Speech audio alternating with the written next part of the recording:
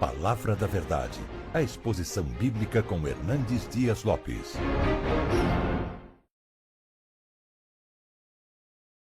Eu quero partilhar com vocês o texto que está em Jó, capítulo 1.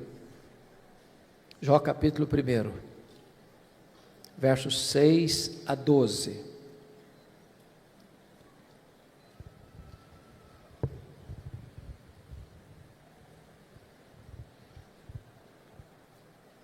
Jó, capítulo 1, 6 a 12. Está escrito o seguinte: num dia em que os filhos de Deus vieram apresentar-se perante o Senhor, veio também Satanás entre eles. Então perguntou o Senhor a Satanás: de onde vens?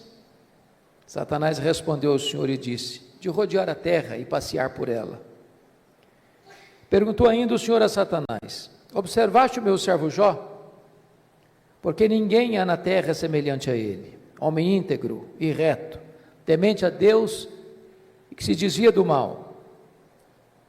Então respondeu Satanás ao Senhor: porventura Jó, debalde ou inutilmente, teme a Deus? Acaso não o cercaste com sebe a ele, a sua casa e a tudo quanto tem? A obra de suas mãos abençoaste, e os seus bens se multiplicaram na terra. Estende, porém, a tua mão, e toca-lhe em tudo quanto ele tem, e verás se não blasfema contra ti na tua face. Disse o Senhor a Satanás: eis que tudo quanto ele tem está em teu poder, somente contra ele não estendas a tua mão. E Satanás saiu da presença do Senhor. Agora capítulo 2, versos de 1 a 6, por favor.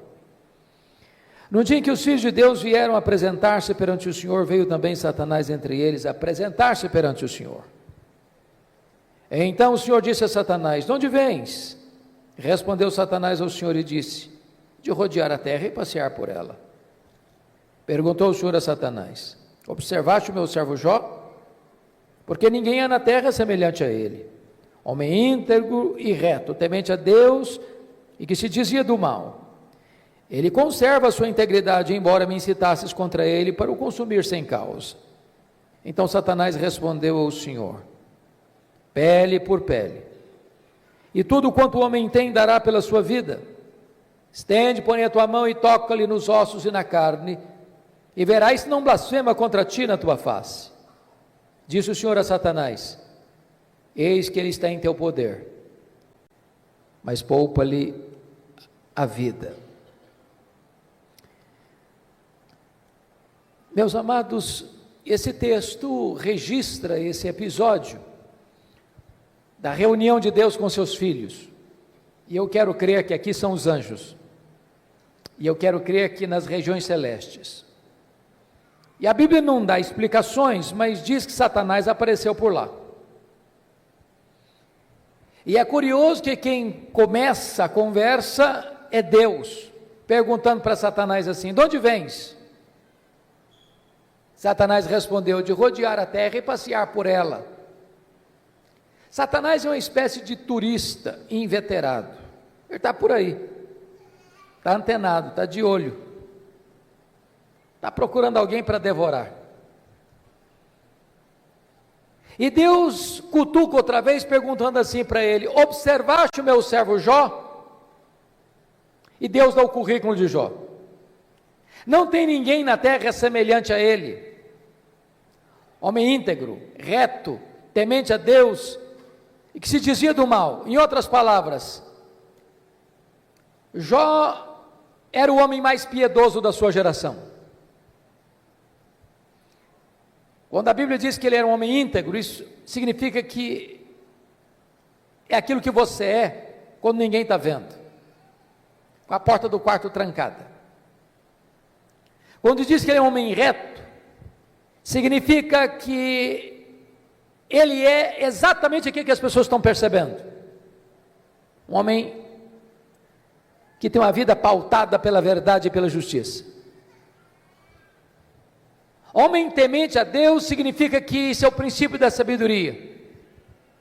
Homem que se desvia do mal significa que ele é deliberadamente santo. Bom, Satanás podia ter respondido para Deus assim: bom, esse eu não conheço ainda, estou meio ocupado, tenho outras agendas, quem sabe um dia eu boto os olhos nele, eu observo ele. Mas não foi a resposta de Satanás para Deus, não.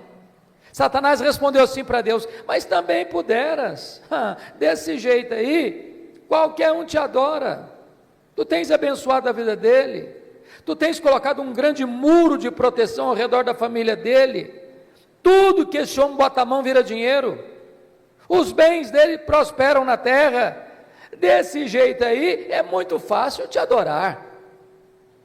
Satanás com isso insinua duas coisas. Primeiro, Satanás insinua que ninguém adora a Deus por quem Deus é, apenas por aquilo que Deus dá.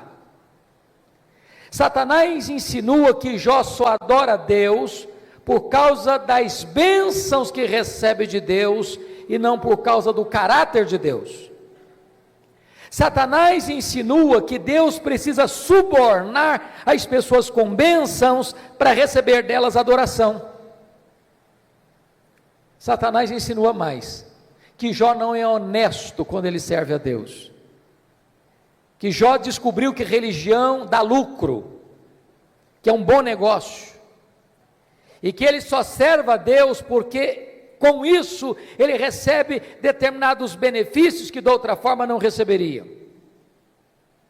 Com isso, Satanás está levantando aqui duas teses. Primeira tese: ninguém ama mais a Deus do que o dinheiro. Segunda tese: ninguém ama mais a Deus do que a família. O que um homem tem? Um homem tem bens, um homem tem família. Aí Satanás disse assim para Deus: toca no que ele tem, e verás se não blasfema contra ti na tua face, e verás se toda esta fidelidade de Jó não cai por terra.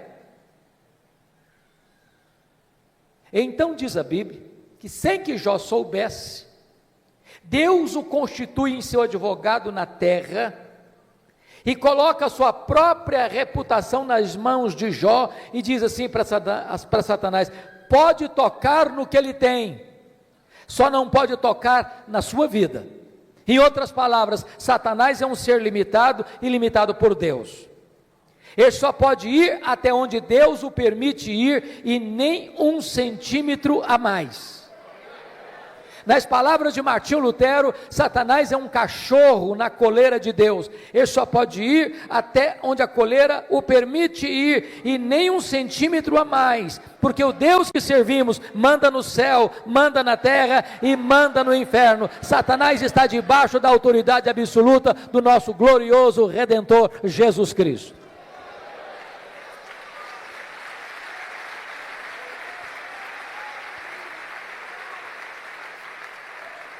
Com a permissão de Deus, Satanás, porém, sai dali para provocar um verdadeiro terremoto na vida de Jó.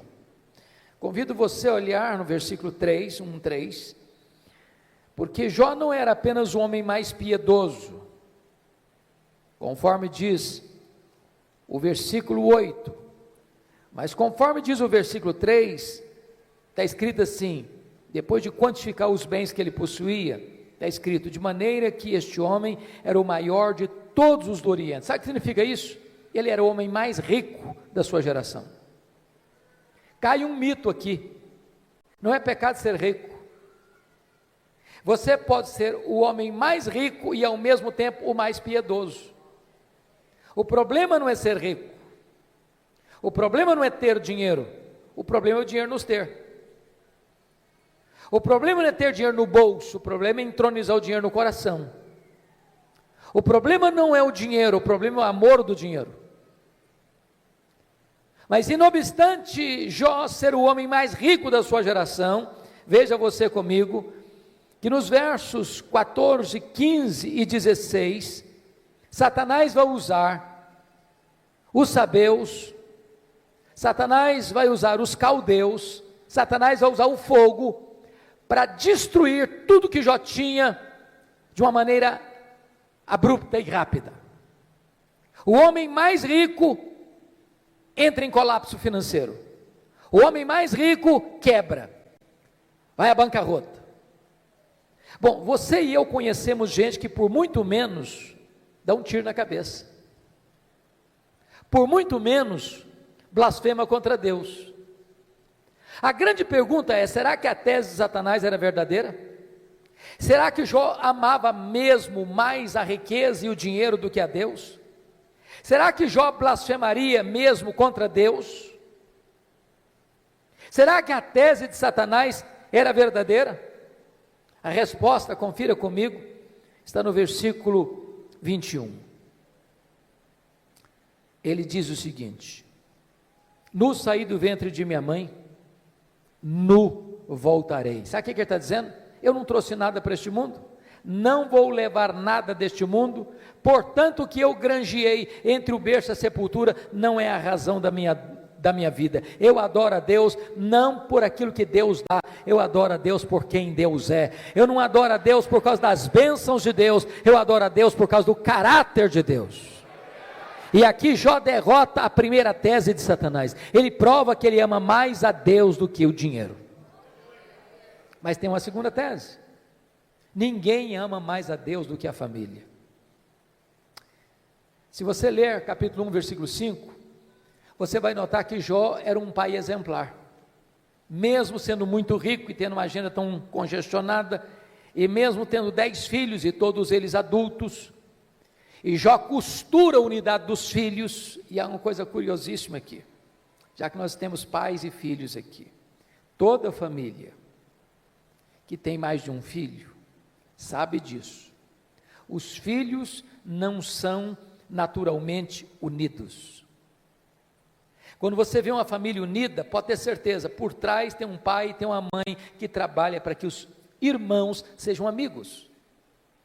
Agora, quando tem dinheiro por trás, é mais complicado ainda. Sabe por quê? O dinheiro não tem liga, o dinheiro não tem amálgama, o dinheiro divide, o dinheiro separa. Porque Jó era um pai intercessor, porque Jó era um pai presente, porque Jó era um pai conselheiro, porque Jó era um pai que se preocupava com a salvação e a santificação dos seus filhos. Diz a Bíblia que os seus filhos eram amigos e unidos. Mas no mesmo dia que acontece o colapso financeiro de Jó, ele recebe a mais amarga notícia da vida. Os seus 10 filhos, num dia de festa, na casa de um deles, sofrem um acidente, e todos os 10 filhos de Jó morrem no mesmo acidente. Você já pensou o que é um pai levar para o cemitério todos os seus filhos num único dia? Como é que ele volta de lá? Como é que ele recomeça a vida? Como é que ele se levanta do luto? Como é que ele reconstrói seus sonhos? Será que Jó blasfemaria contra Deus? Será que a tese de Satanás era verdadeira? Será que ninguém de fato ama mais a Deus do que a família? Será que de fato Satanás tinha razão e Jó se voltaria contra Deus para blasfemar contra ele? A resposta está no capítulo 1, versículo 20, confira comigo aí. Diz o texto que logo que Jó recebe essa notícia, ele se levanta, rasga o seu manto, rapa a cabeça, lança-se em terra e disse: o Senhor Deus deu, o Senhor Deus tomou, bendito seja o nome do Senhor. Ele prova que ama mais a Deus do que a família. Ele prova que ele serve a Deus não por aquilo que Deus dá, mas por quem Deus é. Ele derrota a segunda tese de Satanás. Ele prova que ele ama mais a Deus do que a sua própria família. Mas agora vem o capítulo 2. E novamente Deus está lá com seus filhos. E Satanás aparece por lá. E é curioso que é Deus quem começa de novo perguntando do mesmo jeito: de onde vens? Satanás respondeu assim: de rodear a terra e passear por ela. Sabe o que significa isso? Satanás está dizendo o seguinte: estou fazendo o que eu sempre fiz. Não mudei a minha agenda, estou por aí, estou de olho, estou antenado, estou procurando uma brecha, estou procurando alguém para devorar. E Deus pergunta de novo: observaste o meu servo Jó? E dá o currículo de Jó sem alterar uma vírgula. Não tem ninguém na terra semelhante a ele, homem íntegro, reto, temente a Deus, que se dizia do mal. E Deus diz: me incitasses contra ele para o destruir sem causa, mas ele permanece íntegro. Sabe o que Deus está dizendo para Satanás? Satanás, suas teses são mentirosas, suas teses são falsas. Você diz que ninguém ama mais a Deus do que o dinheiro e do que a família, pois Jó provou que me ama mais do que ao dinheiro, provou que me ama mais do que a família. Jó derrotou as suas teses, Satanás. Então Satanás levanta uma terceira tese: pele por pele, e tudo que o homem tem dará pela sua vida. Toca-lhe nos ossos, toca-lhe na carne, e verás se não blasfema contra ti na tua face. A terceira tese de Satanás é essa: ninguém ama mais a Deus do que a si mesmo. Sem que Jó soubesse, mais uma vez Deus o constitui em seu advogado na terra e diz para Satanás: pode tocar nos ossos dele, pode tocar na carne dele, só não podes tirar a vida dele. Satanás ainda é um ser limitado e limitado por Deus. Ele só pode ir até onde Deus o permite ir, e nem 1 centímetro a mais. Satanás sai dali, diz a Bíblia, e coloca uma doença maligna em Jó, do alto da cabeça à planta dos pés. Este homem que já está falido e enlutado, agora fica doente. Seu corpo vira uma chaga aberta, uma ferida viva. Bolhas de pus começam a se formar no seu corpo. E diz a Bíblia que Jó precisa morder nessas bolhas de pus para aliviar sua dor. Sua pele vai ficando necrosada. Ele não consegue comer, ele não consegue dormir, ele não consegue ter alívio. Esse homem vai ficando magro, magérrimo, macérrimo, de couro furado pelas costelas em ponta. O seu corpo cheira mal, as pessoas passam, as pessoas praguejam, as pessoas cospem, as pessoas cortam volta dele, até os mais próximos, até os familiares vão desistindo dele, vão abandonando a ele, e ele fica rendido na sua desdita. Precisa pegar um caco, talvez de telha, para raspar a sua pele necrosada. Esse homem não tem mais o que sofrer. Nesta hora, diz a Escritura, que a sua mulher se aproxima dele e pergunta: ainda conservas a tua integridade, Jó? Amaldiçoa a Deus e morre, acaba com isso, tenha pelo menos coragem e dignidade de tirar a sua vida. E ele responde para ela: tu falas como uma louca, tendo nós recebido o bem de Deus, não receberíamos também o mal? Está escrito que em tudo isso Jó não pecou contra Deus com seus lábios. Ele reprova a terceira tese de Satanás, ele prova que ama mais a Deus do que a si mesmo, ele prova que ele serve a Deus não por aquilo que Deus dá, mas por quem Deus é, não por causa das dádivas de Deus, mas por causa do caráter de Deus. Mas aí confira comigo, capítulo 2, versículo 11, meus amigos, Elifaz, Bildade e Zofar combinaram ir condoer-se de Jó e consolá-lo. Diz o texto que, levantando-se de longe os olhos, não reconheceram Jó, e ergueram a voz e choraram. Cada um rasgou o seu manto, lançava-se pó ao ar sobre a cabeça. Sentaram-se com Jó na terra 7 dias e 7 noites, e nenhum lhe dizia palavra alguma, pois viam que a sua dor era muito grande. Então eu faço uma pergunta a vocês: esses 3 amigos, de fato eram amigos de Jó?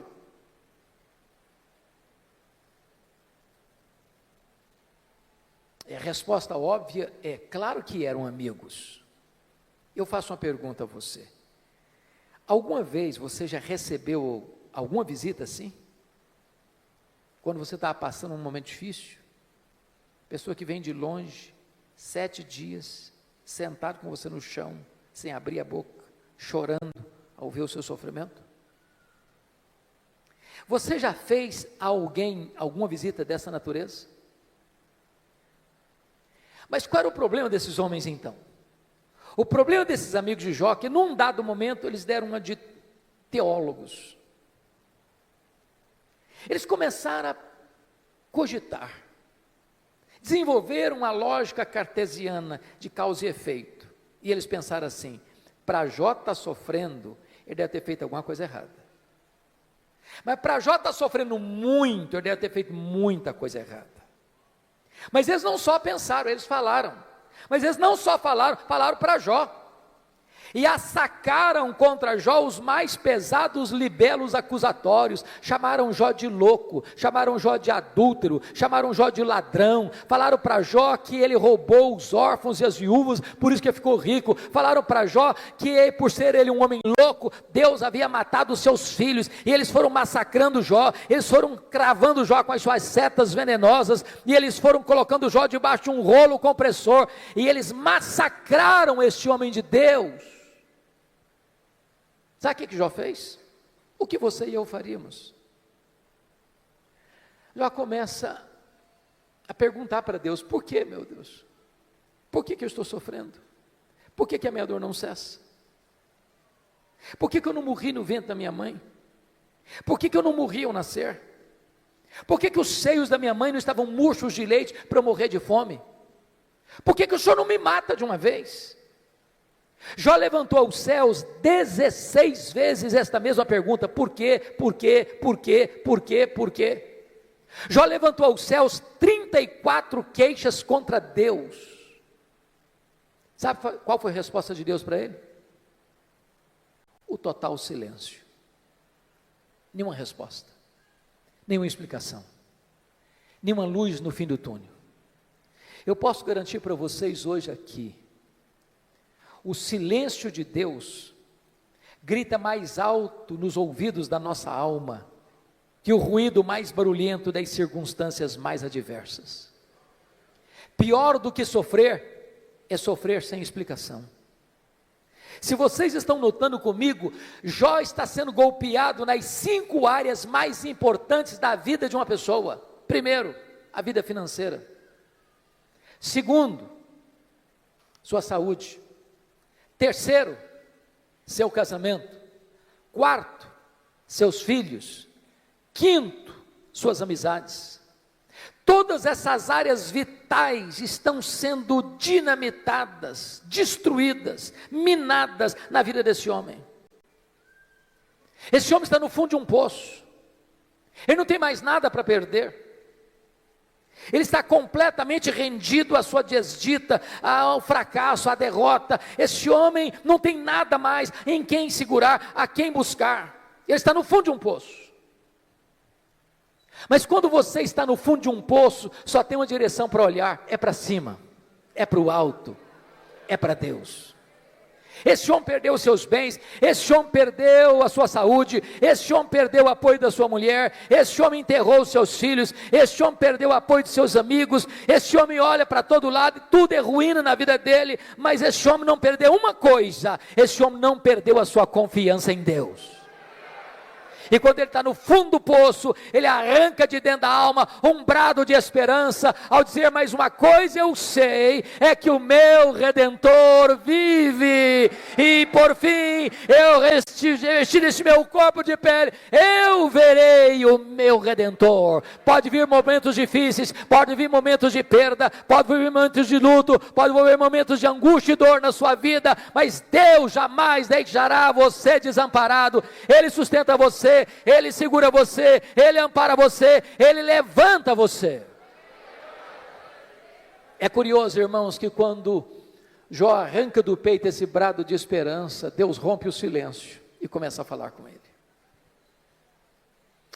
Mas curiosamente, Deus, ao conversar com Jó, Deus não respondeu nenhuma das 16 perguntas de Jó. Deus não respondeu nenhuma das 34 queixas de Jó. Ao contrário, Deus fez 70 perguntas para Jó. 70. Todas perguntas retóricas, que não dava para responder. Deus como que abriu as janelas dos céus, despejando em catadupas torrentes da sua glória, do seu conhecimento sobre Jó, da sua majestade, do seu poder, e Deus começa a perguntar para Jó assim: ô Jó, onde tu estavas quando eu lancei, ou quando eu lançava os fundamentos da terra? Ô Jó, onde você estava quando eu espalhava as estrelas no firmamento? Ô Jó, onde você estava quando eu cercava as águas do mar, para que elas não invadissem a terra? Ô Jó, me explica como é que eu formo a geada. E Deus foi mostrando para Jó o seu poder, a sua grandeza, a sua majestade, a sua glória, a sua magnificência. E quando Jó é esmagado por esta gloriosa revelação de Deus, ele para ter a mais importante experiência da sua vida. E eu gostaria de contar para você como é que ele teve essa experiência. Então vá comigo agora, por favor, para o capítulo 42 de Jó. Porque aí algumas revelações que mostram a experiência desse homem com Deus, que pode ser nesta noite a sua experiência com Deus. Primeira coisa que Jó reconheceu, quando Deus se revelou a ele, está aí no versículo de número 2. Então respondeu Jó ao Senhor: bem sei que tudo podes. Ele reconheceu a onipotência de Deus. Preste bem atenção nisso. Você e eu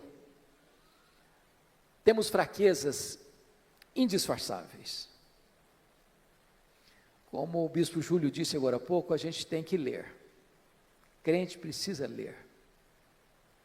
Quem cessa de aprender, cessa de ensinar.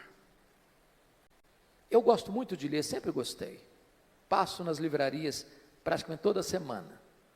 E você sabe que no Brasil e no mundo, os livros que mais vendem são os livros de autoajuda.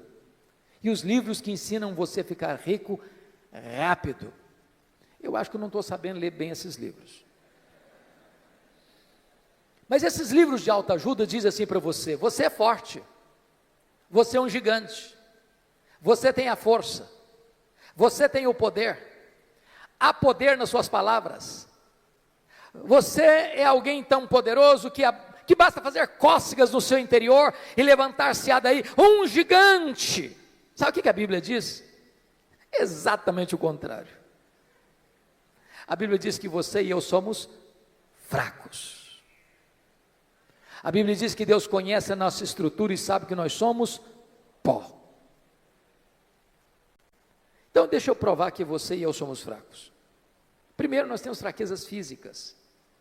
Ô, gente, querendo ou não, gostando ou não, o tempo vai esculpindo algumas rugas no nosso rosto indisfarçáveis.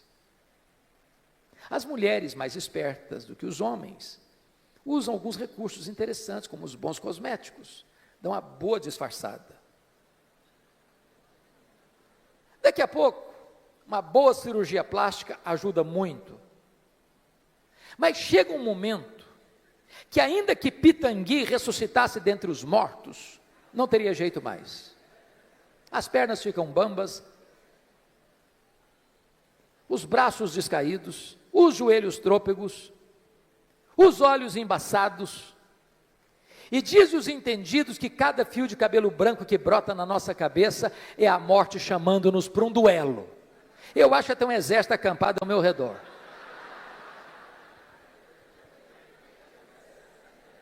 Temos fraquezas físicas, mas nós temos fraquezas emocionais.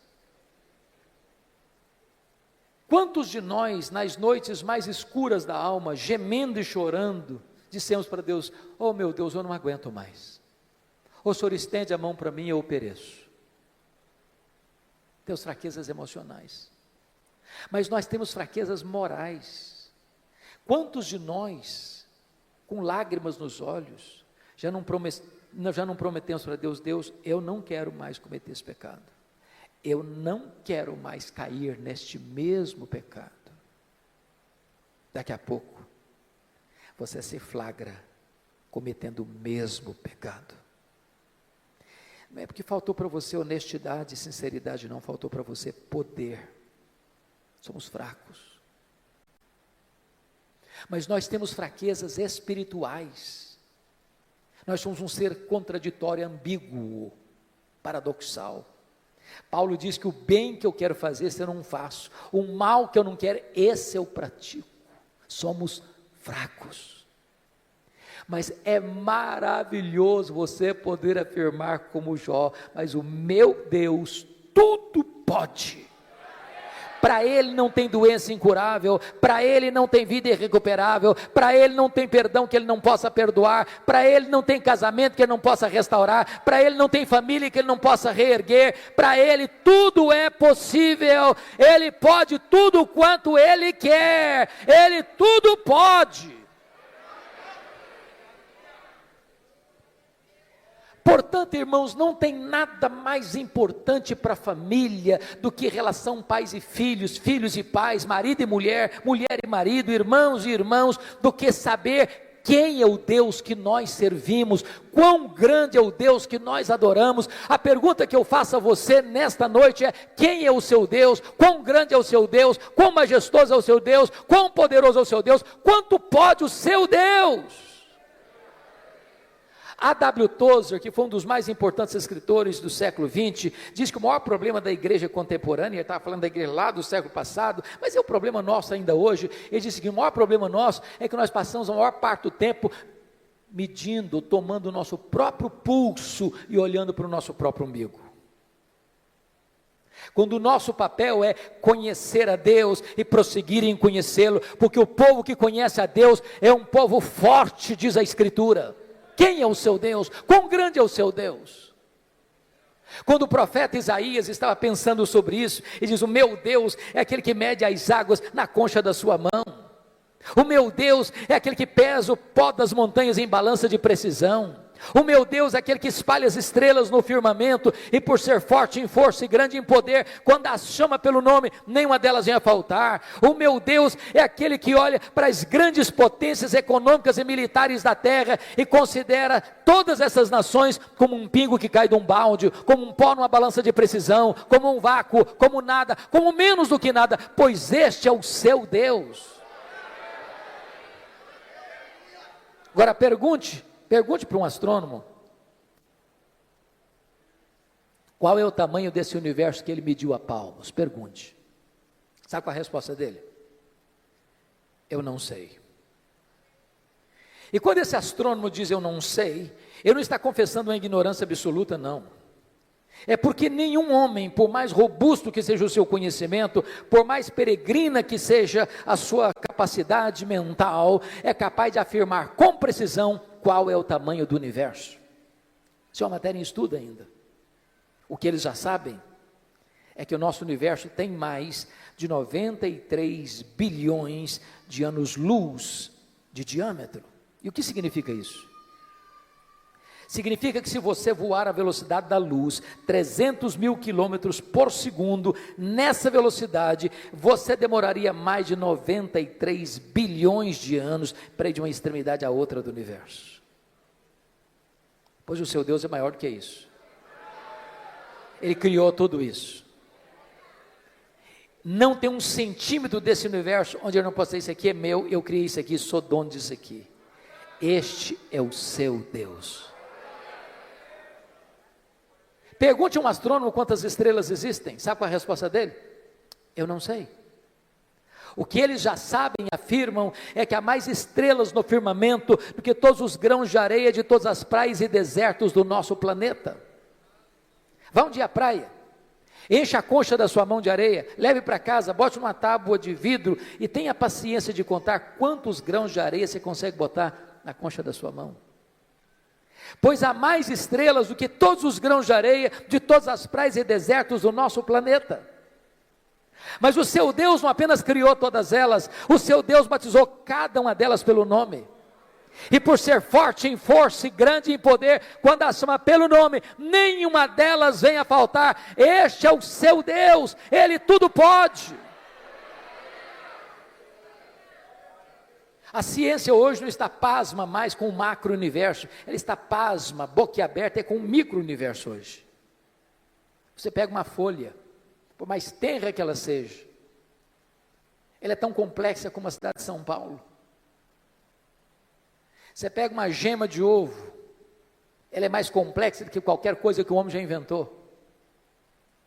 Dr. John Wilson, catedrático de Harvard, uma das maiores autoridades de oftalmologia no mundo, diz que você e eu temos em torno de 2 milhões de fios duplos encapados em cada um dos nossos olhos, e se não for assim, haveria um curto-circuito e nós ficaríamos cegos. Dr. Marshall Nirenberg, prêmio Nobel de Biologia, fez uma das mais importantes descobertas no século passado. Ele descobriu que você e eu somos um ser programado geneticamente, computadorizadamente programados. Ele descobriu que você e eu temos em torno de 60 trilhões de células vivas no nosso corpo. Descobriu mais, que em cada uma dessas células você tem 1,70 m de fita DNA, onde estão gravados computadorizados todos os seus dados genéticos.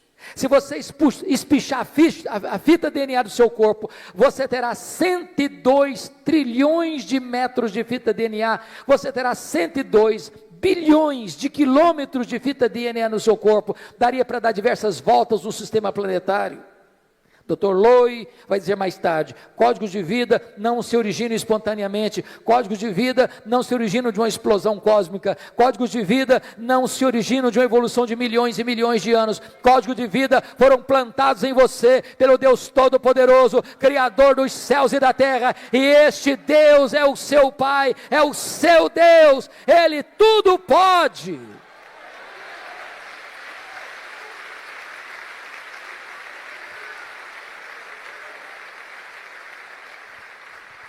Deixa eu ilustrar isso de maneira mais simples. Um pai caminhava com seu filho de 4 anos pela rua. Eu acho que todos vocês concordam comigo que toda criança parece que fez um curso de pós-doutorado em perguntas difíceis. Não conheço ninguém que faça perguntas mais difíceis do que as crianças. E o menino perguntou para o pai assim: papai, qual é o tamanho de Deus? O pai engasgou. Não tinha uma resposta pronta para um menino de 4 anos. Ficou em silêncio. Continuou caminhando. Daqui a pouquinho ele escuta os roncos das turbinas de um avião supersônico lá nas alturas excelsas. O pai diz: filho, olha para cima. Você está vendo aquele avião? O filho disse: sim, papai, estou vendo. O pai perguntou: qual é o tamanho daquele avião, meu filho? O menino respondeu: pequeno, papai, muito pequeno. Estava muito longe. O pai pegou o menino, levou para o aeroporto. Lá tinha um jumbão de mais de 400 passageiros estacionado. O pai chegou bem perto e perguntou: está vendo esse avião, filho? Estou vendo, papai. Qual é o tamanho desse avião, filho?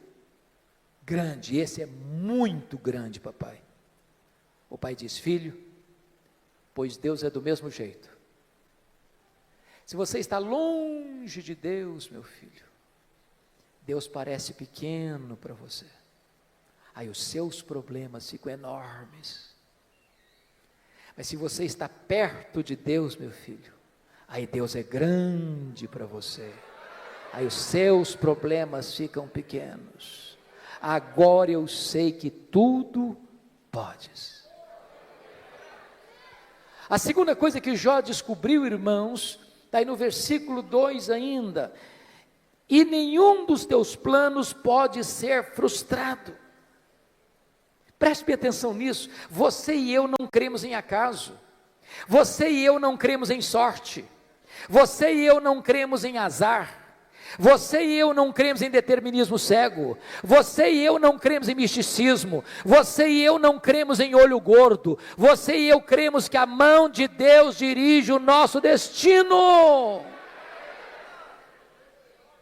Pode ter certeza disso. Se você está passando um momento difícil, se você está passando por um vale, se você está passando por uma prova, se você está passando por um momento de amargo, seja financeiro, seja de saúde, seja na sua família, isso não pegou Deus de surpresa, isso não desfez os propósitos de Deus na sua vida. Deus está trabalhando por você e não contra você. Sabemos que todas as coisas cooperam para o bem daqueles que amam a Deus. Se Ele está permitindo você passar por uma luta, Ele tem um plano, Ele tem um propósito, Ele vai transformar tudo isso para o seu bem, e você vai ficar mais maduro, e você vai ficar mais parecido com o Senhor Jesus Cristo. Nenhum dos planos de Deus pode ser frustrado. Terceira coisa que Jó vem a descobrir, pelo conhecimento que ele teve de Deus, ele reconheceu sua profunda limitação. Olha o versículo 3. Na verdade, eu falei do que eu não entendia. Coisas maravilhosas demais para mim, coisas que eu não conhecia. Vamos entender isso aqui. Quando alguém está sofrendo, como Jó sofreu, via de regra a pessoa faz duas coisas. Ou se cala, estoicamente, tranca os dentes. Ou fala. Jó falou. Jó se defendeu. Jó se queixou. Jó perguntou. O tempo todo. Quando você está sofrendo, você acaba falando muita coisa que você não está entendendo. Sabe por quê? Porque você e eu não enxergamos no escuro. Você e eu não enxergamos na curva. Deus está vendo lá no fim. E Ele sabe que as curvas da estrada não tiram o seu alvo de chegar lá no fim. O fim é a sua glória, o fim é o céu, o fim é a bem-aventurança, o fim é a vitória do mal, é a vitória do bem sobre o mal, é a vitória da verdade sobre a mentira, é a vitória de Jesus Cristo sobre o diabo. O fim é Jesus Cristo colocando todos os seus e os nossos inimigos debaixo dos seus pés, e nós com Ele, sem dor, sem lágrima, sem luto, reinando com Ele para sempre. Agora, enquanto você está caminhando, você faz tanta pergunta, você fala tanta coisa, e eu também. Quando Deus começa a se revelar para Jó, mostrar a sua grandeza, o seu poder, sua majestade, o seu controle sobre o universo, sobre todas as coisas, Jó põe a mão na boca e diz: meu Deus, quanta coisa que eu falei sem entender. Sabe qual a lição que eu aprendo aqui? O sábio é aquele que sabe que não sabe. Porque o que você não sabe é muito mais do que o que você sabe. Portanto, se você encontrar uma pessoa que fica rotando em cima de você muito conhecimento, e que quer passar como aquela pessoa que sabe tudo, conhece tudo, entende tudo, Bíblia, eu conheço de capa a capa. Pode ter certeza, você está perto de uma pessoa que sabe quase nada. Quase nada. É lata vazia que faz barulho. Então deixa eu contar uma ilustração para você. Eu fui criado na roça mesmo. Antes de luz elétrica, de estrada, de carro e tudo mais. Quebrei muito milho no muque. Quem sabe o que é uma roça de milho na hora de colher, seca para colher, sabe muito bem a diferença entre um restolho, que só tem palha e sabugo, e uma espiga boa, granada. A espiga boa, granada, na hora de colher, ela se tomba, ela se curva. O restolho que só tem palha e sabugo, não se curva nunca, fica sempre empinadinho. Então, quando você encontra uma pessoa muito empinadinha, saiba disso, é um restolho, só tem palha e sabugo. Porque é impossível você conhecer a Deus, quem é Deus, sem se humilhar, sem se curvar, sem reconhecer que você sabe quase nada.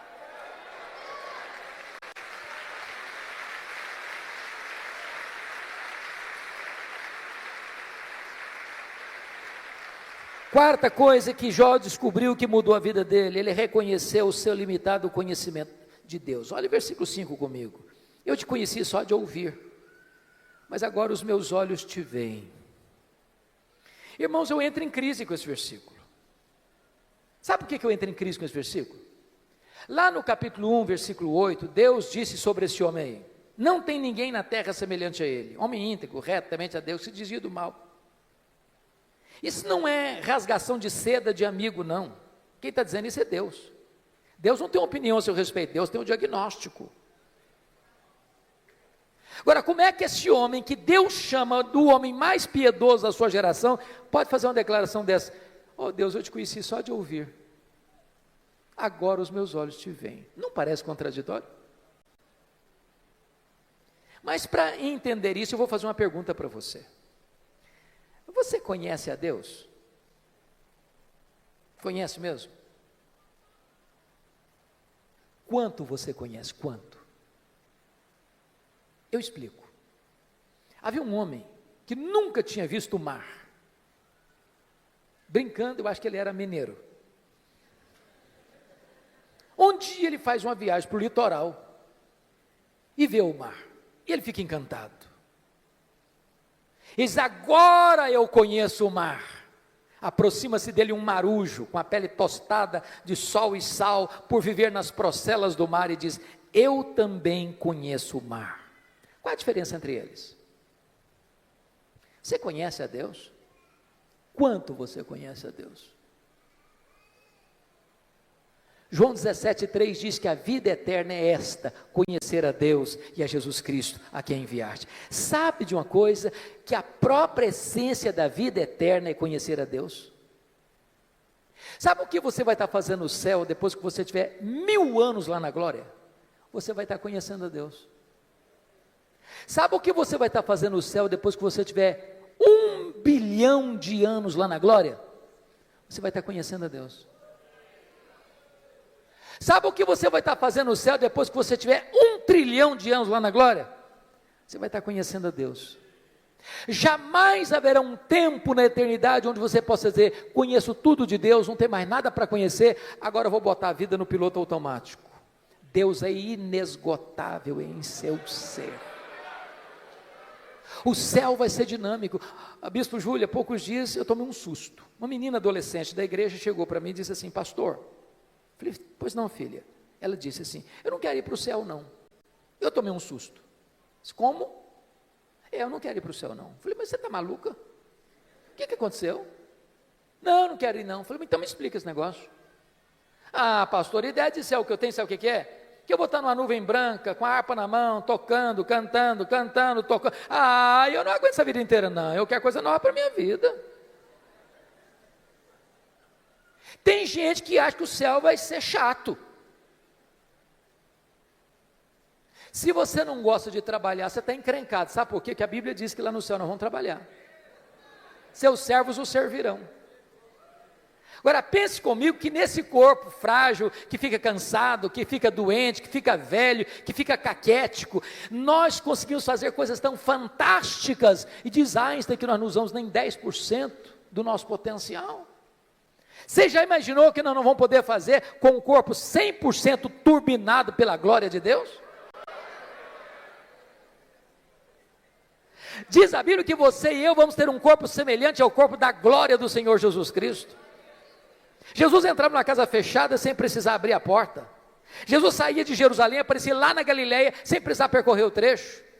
Jesus subiu o assunto aos céus fisicamente. E eu pergunto para você: qual a distância da terra ao céu?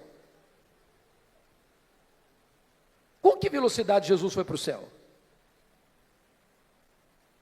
Porque se ele foi para o céu na velocidade da luz, 300 mil quilômetros por segundo, depois de 2000 anos, ele está logo ali na esquina ainda.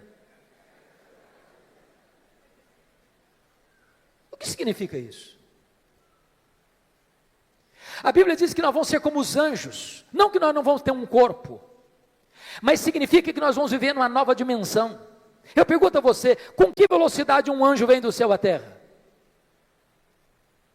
Jesus Cristo disse para Pedro lá no Getsemane: guarda essa espada, porque se eu precisasse de ajuda, eu rogaria ao Pai, Ele me mandaria mais de 12 legiões de anjos, mais de 72 mil anjos. Com que velocidade eles viriam?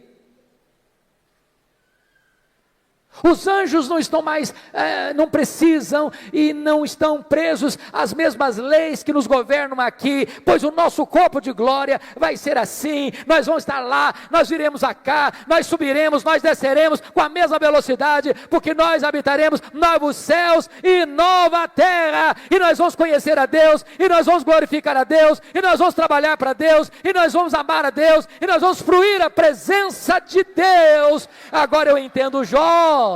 Agora eu entendo Jó, ele está só arranhando a superfície, e você e eu também, tem muito mais, tem infinitamente mais. Então continua a ordem do profeta: conheçamos e prossigamos em conhecer ao Senhor.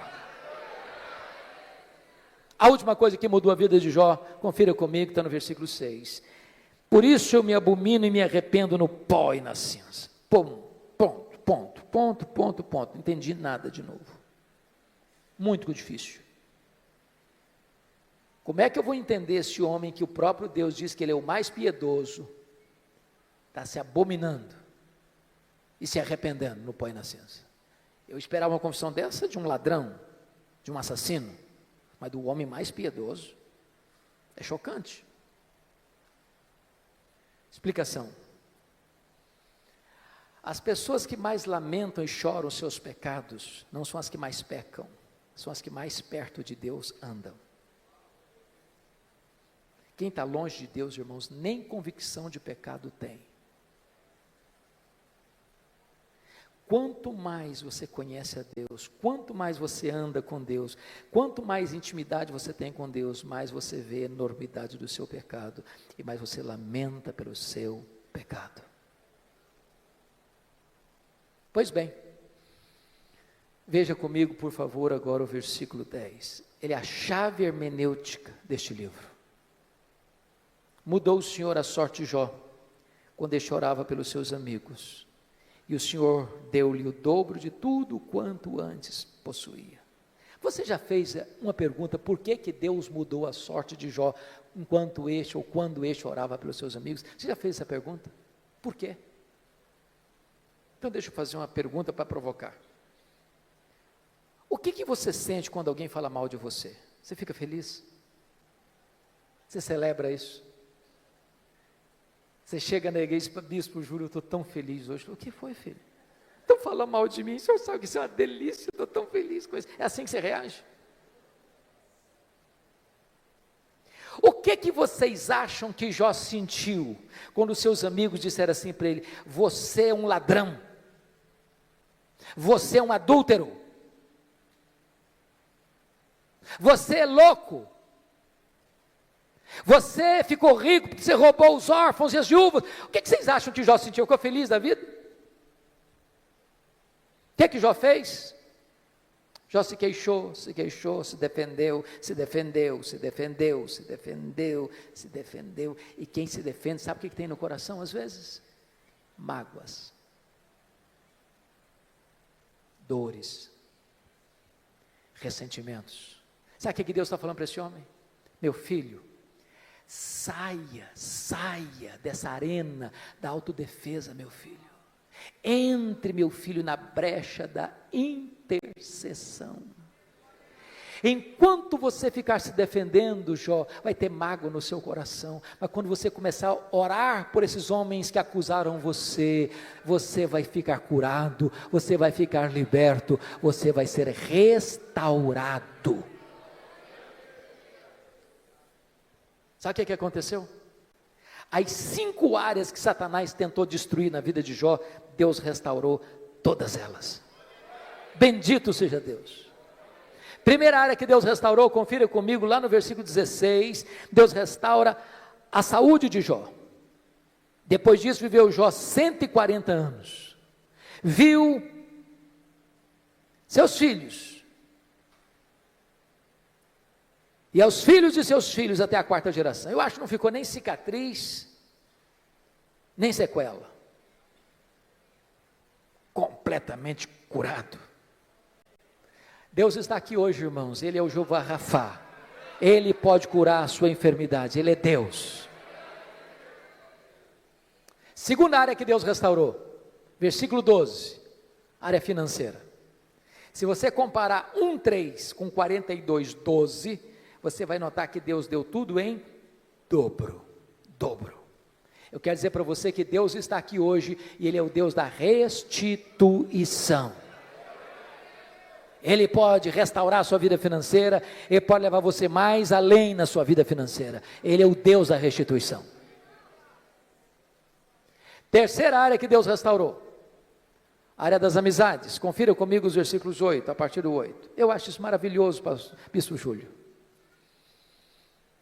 Porque os amigos de Jó que acusaram a Jó, Deus chega para eles e diz assim: vocês estão lembrados daquele homem que vocês criticaram, acusaram? Pois é, aquele homem é mais justo do que vocês. Então eu não vou ouvir a oração de vocês, vocês vão ter que ir lá naquele homem que vocês criticaram, para que aquele homem que vocês criticaram ore por vocês. E quando ele orar por vocês, eu vou restaurar vocês. Sabe o que Deus está fazendo aqui? Honrando Jó. Honrando Jó.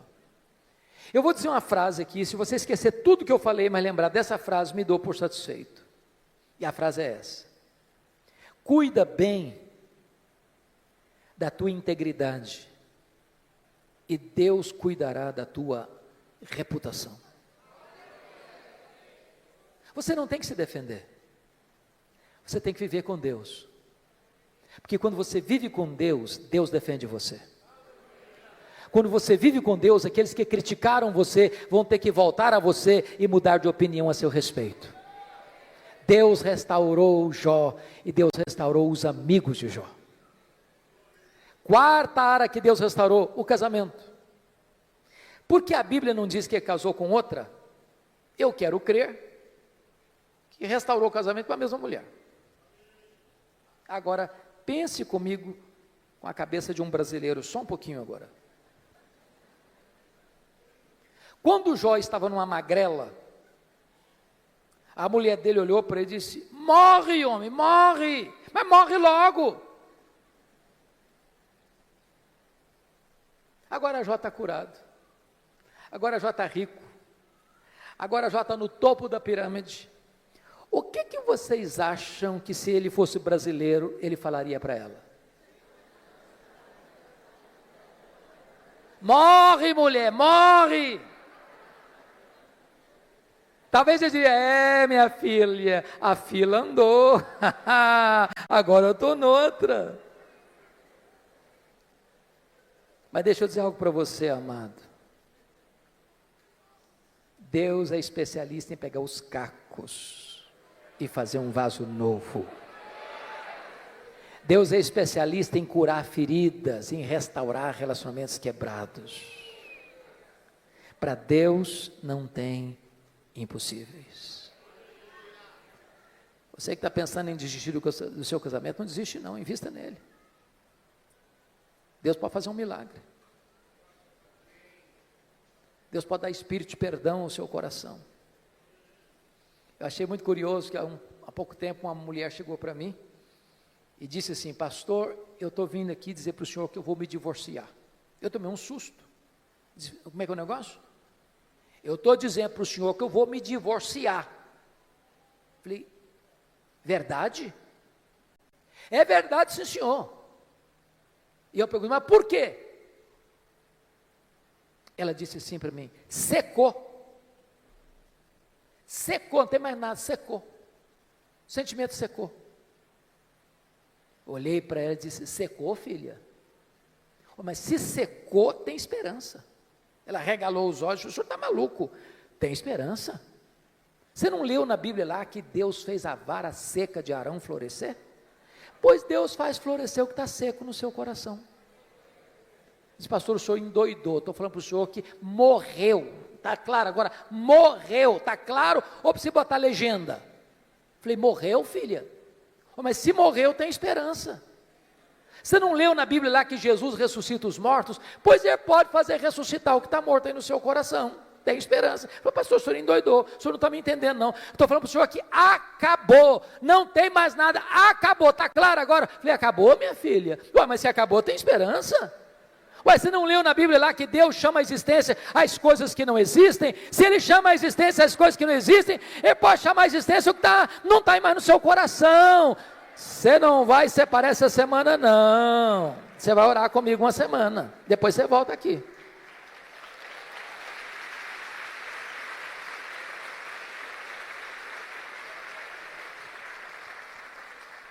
Depois de uma semana ela voltou e disse: pastor, acabou.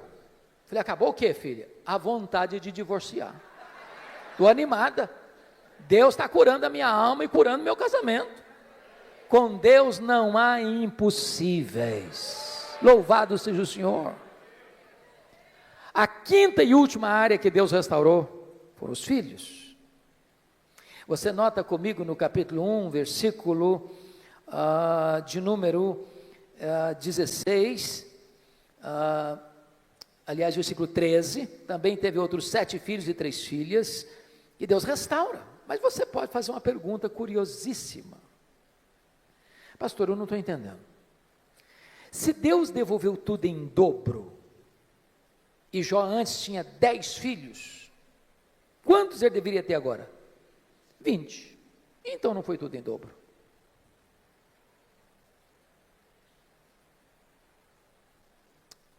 Deixa eu explicar isso bem. Talvez fazendo uma correção para um tipo de comunicação, de fala que nós usamos muito no Brasil. Quando morre alguém na sua casa, na sua família, família de Deus, preste atenção nisso. Quando morre um filho, você não perdeu um filho. Como aquele pai que voltou do cemitério, depois de enterrar o seu filho, e um amigo vai dar um abraço nele e disse: